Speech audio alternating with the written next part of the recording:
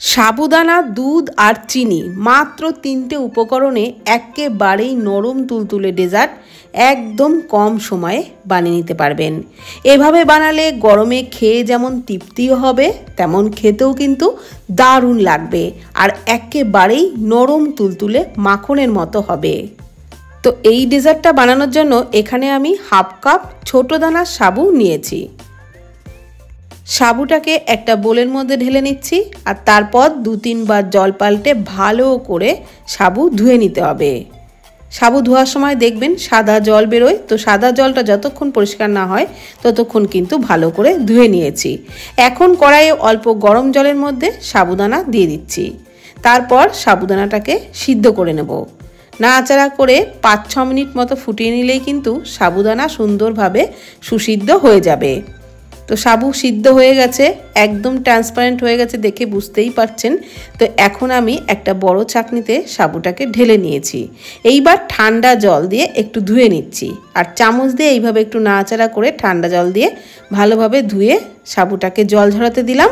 আর ততক্ষণে একটা ফ্রাইং প্যানের মধ্যে হাফ কাপ মতো চিনি নাড়াচাড়া করে চিনির ক্যারামেলটা তৈরি করে নিচ্ছি।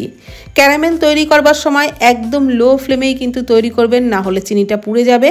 আর তারপর নাড়াচাড়া করতে করতে যখন এরকম একটা মধুর মতো কালার চলে আসবে তখনই সামান্য পরিমাণে একটু জল দিয়ে দিলাম। আর প্রথম দিকে একটু দলা পাকিয়ে থাকলেও ক্যারামেলটা একটু নাড়াচাড়া করতে করতেই কিন্তু এটা একদম ঠিক হয়ে যাবে। আর তারপর গরম অবস্থাতেই সঙ্গে সঙ্গে একটা কেক টিনের মধ্যে সেট করে নিতে হবে। একদমই কিন্তু এটা দেরি করা যাবে না। এইবার যে ফ্রাইং প্যানের মধ্যে ক্যারামেল তৈরি করেছিলাম ওর মধ্যে দিয়ে দিচ্ছি 2 কাপ দুধ, দিয়ে দিচ্ছি হাফ কাপ চিনি, তারপর দিয়ে দিচ্ছি সিদ্ধ করে নেওয়া সাবুদানা। সাবুদানা দেওয়ার পর দুধের সাথে খুব ভালো করে মিশিয়ে নিতে হবে। আর জমাট বাঁধার জন্য এখানে কিন্তু আমি আরও একটা জিনিস ব্যবহার করছি, হাফ টেবিল চামচ আগার আগার পাউডার। এটা আপনারা যে কোনো সুপার মার্কেট বা অনলাইনেও পারচেস করতে পারেন। তো খুব ভালো করে লো ফ্লেমেই কিন্তু সাবুদানা আর আগার আগার পাউডার মিশিয়ে নিচ্ছি।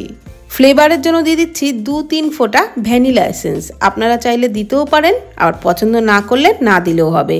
তো খুব ভালো করে মিশিয়ে 2 মিনিট মতো এই দুধটাকে একটু ফুটিয়ে নেব। খুব বেশি ঘন কিন্তু একদম করা যাবে না, একটু পাতলা অবস্থাতেই নামিয়ে নিতে হবে। বেশি ঘন হলে ডেজার্টটা কিন্তু জমবে না। তো এই রকম নাড়াচাড়া করে ঘনত্বে তৈরি করে নিয়েছি। এর থেকে বেশি কিন্তু আর ফোটাবো না।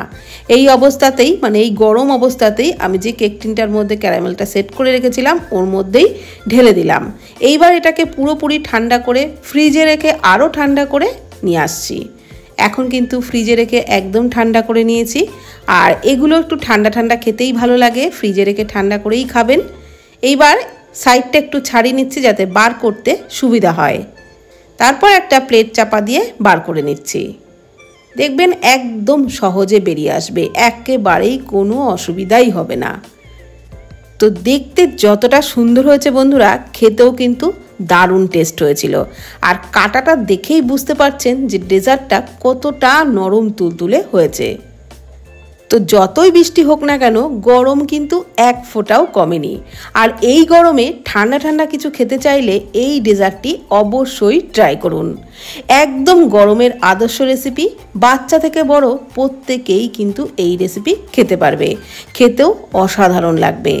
তাহলে ভিডিওটি ভালো লাগলে প্লিজ কমেন্ট করবেন। ভালো থাকবেন, সুস্থ থাকবেন, ধন্যবাদ।